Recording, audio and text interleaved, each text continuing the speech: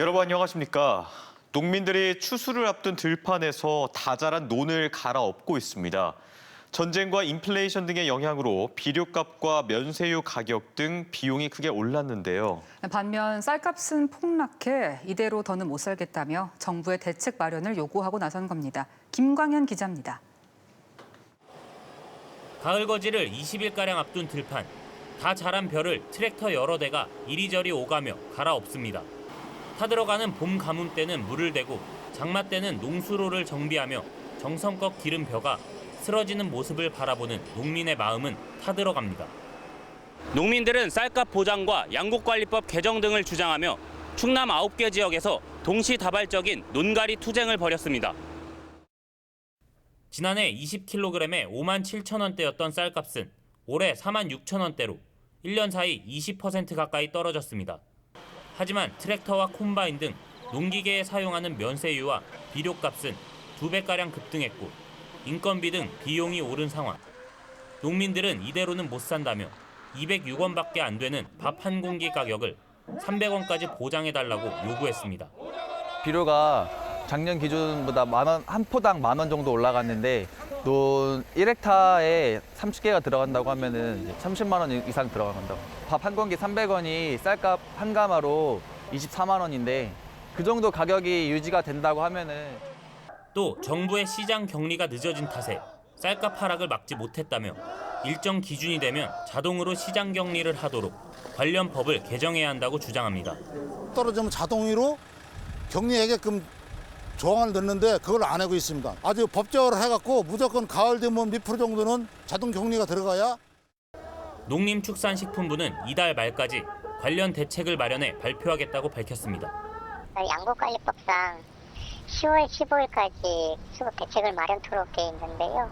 그것보다 일찍 당겨가지고 9월 말까지 저희가 좀 준비를 하고 있습니다. 농민들은 쌀값 하락이 지속하면 식량 안보 위협으로 이어질 수 있다며 오는 11월과 12월 농민대회에 이어 민중대회로 투쟁을 이어갈 계획입니다. MBC 뉴스 김광현입니다. 세종을 제외한 대전과 충남 3개 시군의 조정 대상 지역이 해제됐습니다. 국토교통부는 제3차 주거정책심의위원회를 열어 대전과 천안, 논산, 공주 등 충남 3개 지역을 포함한 전국 41개 지역을 조정 대상 지역에서 해제하기로 의결했습니다. 세종시는 투기 과열지구는 해제되지만 여전히 높은 청약 경쟁률 등을 고려해 지역에서 유일하게 조정 대상 지역이 유지됐으며 이번 규제 지역 조정은 오는 26일부터 적용됩니다. 충남도는 천안과 공주, 논산이 부동산 조정 대상 지역에서 해제된 것과 관련해 경기 활성화를 기대하는 한편 안정적인 주택 시장을 유지하는 데 행정력을 모으겠다고 밝혔습니다. 조정 대상 지역이 유지된 세종시는 부동산과 지역 경제 활성화에 대한 기대도 있었지만 일부는 건설 경기 활성화에는 한계가 있을 것이라는 반응도 보였습니다. 공주보를 둘러싼 갈등이 제2라운드로 접어들고 있습니다. 공주시가 백제 문화제 진행을 위해 환경부에 공주보 담수를 요청했는데 이번에도 환경부가 3주 넘게 공주보 수문을 닫기로 최종 결정한 건데요. 환경단체는 백제 문화제 불매 운동까지 예고하며 반발하고 나섰습니다. 박선진 기자입니다. 다음 달 1일부터 열리는 지역의 대표 축제 백제문화제를 앞두고 죽음의 문화제를 중단하라는 현수막이 내걸렸습니다.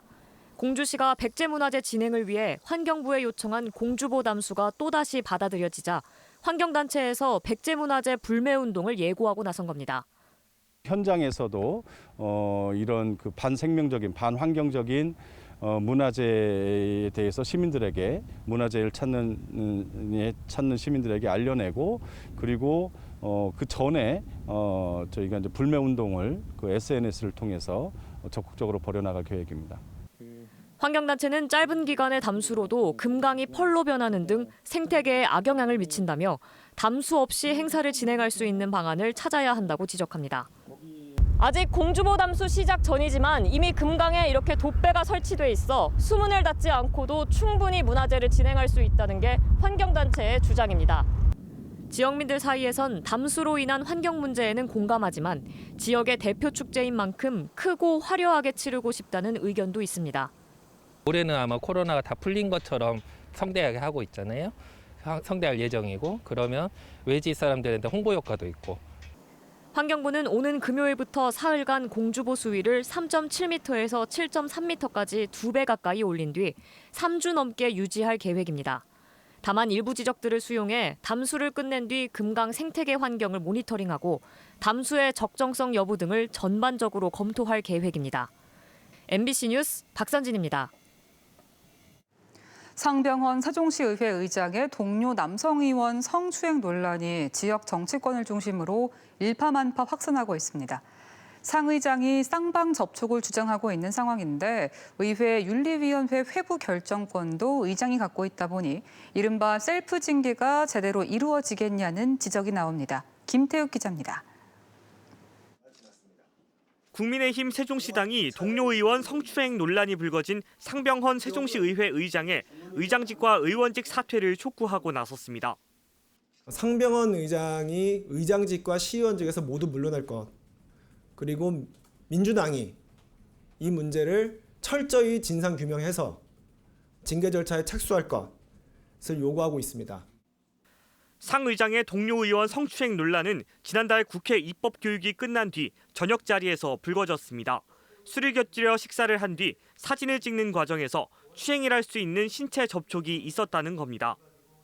되게 당황했던 거고요. 전체 의원들이 좀 있는 가운데에서 누가 봤을지도 모르는 그런 상황들에서 그런 부분들 그렇게 당했다는 것 자체가 되게 수치롭지 않겠어요?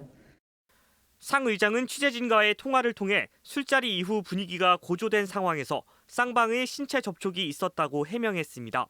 또 개인 SNS에 의장을 하는 대가를 혹독히 치르고 있다며 진실은 밝혀진다는 글을 올렸습니다. 피해를 주장하며 20여일 만에 사과를 요구했던 시 의원은 쌍방이란 주장은 말도 안 된다고 일축했습니다.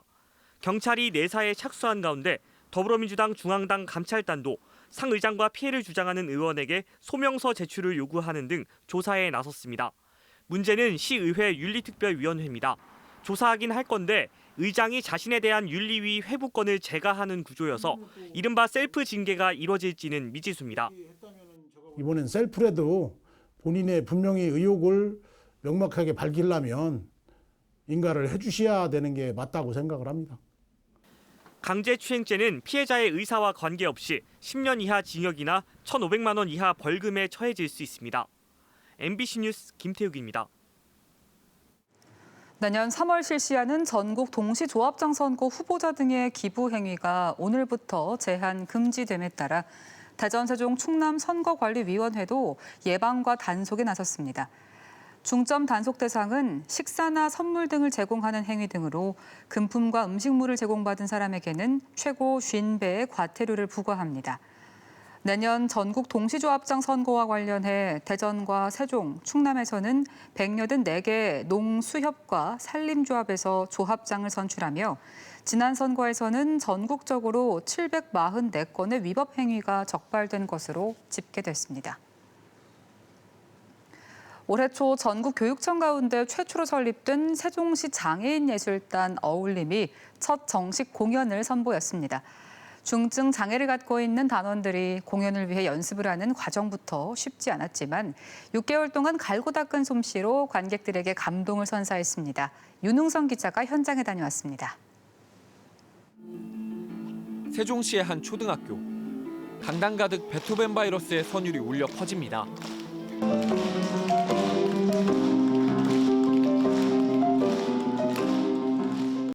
악보도 없이 곡을 외워 건반을 치는 손길이 거침이 없습니다. 단원들의 연주와 노래, 그리고 객석이 어우러져 콘서트장을 방불케 하는 떼창으로 모두가 하나가 됩니다.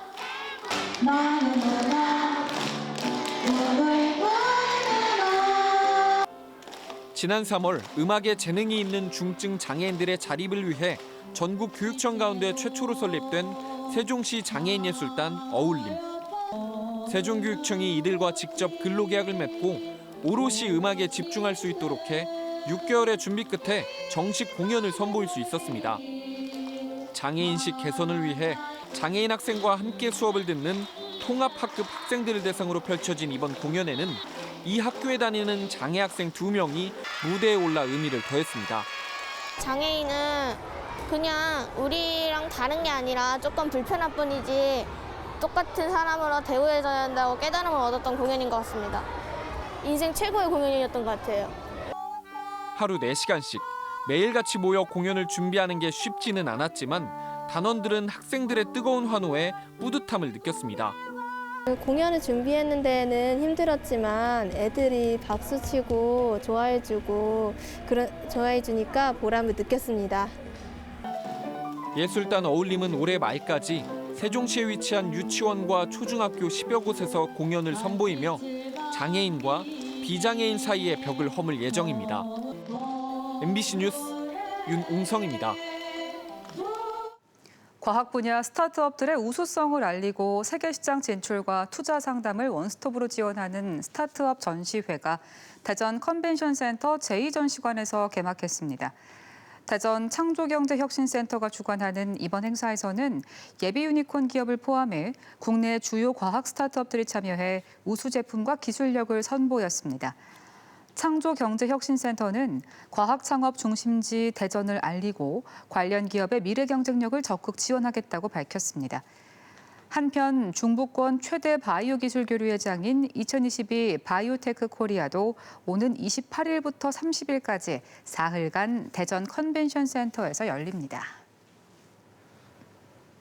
오늘 오후 2시 50분쯤 세종시 연기면의 한 단독주택에서 불이 났습니다. 불은 주택을 모두 태우고 인근 주택으로까지 일부 번진 가운데 2시간 40분 만에 진화됐는데 내부 수색 과정에서 거주자로 추정되는 30대 남성이 숨진 채 발견됐습니다. 경찰은 화재 당시 폭발음이 들렸다는 신고 내용과 주변 CCTV를 토대로 LP가스 폭발로 인한 발화 가능성에 무게를 두고 정확한 화재의 원인을 조사하고 있습니다. 오늘 오후 3시쯤 대전통영고속도로 남대전 나들목 인근에서 5톤 화물차가 앞서가던 승용차를 들이받는 등 차량 7대가 연쇄 추돌했습니다. 이 사고로 화물차 운전자 등 4명이 다쳐 병원으로 옮겨졌고 사고 충격으로 화물차에 불이 나 40여 분 만에 꺼졌습니다. 경찰은 차량들이 서행하는 상황에서 화물차가 제때 속도를 줄이지 못해 사고가 난 것으로 보고 정확한 사고 경위를 조사하고 있습니다. 대전 지역 일부 어린이 보호구역에서의 제한속도 상향 시범 운영이 확대됩니다. 대전경찰청은 도보 통학이 없는 곳과 차량으로 등하원을 해 보행사고 위험성이 없는 어린이집 등 7곳에서 현행 시속 30km인 제한속도를 40에서 50km로 상향 운영한다고 밝혔습니다. 대전이었습니다. 고맙습니다.